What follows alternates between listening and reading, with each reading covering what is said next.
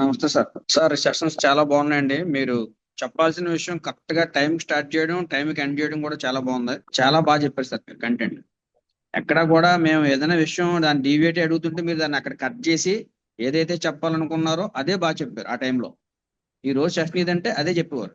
దాని మీద కూలంకషంగా చెప్పారు. At the same time insurance లో మనీ బ్యాక్ పాలసీల వల్ల ఎంత లాస్ అవుతున్నాం అనేది కూడా చాలా బాగా చెప్పారు సార్. మేమందరం జనరల్ గా కూడా 100 years కు 95 years కు టర్మ్ ఇన్సూరెన్స్ తీసుకుందాం అనుకుంటే అది అంత కరెక్ట్ కాదని చెప్పడం. జనరల్ గా ఎవరైనా అదే కదా ఆలోచిస్తారు. 100 years తీసుకుంటే 95 లో చనిపోతే డబ్బులు ఎక్కువ వస్తాయి ఫ్యామిలీకి అని ఆలోచించాం.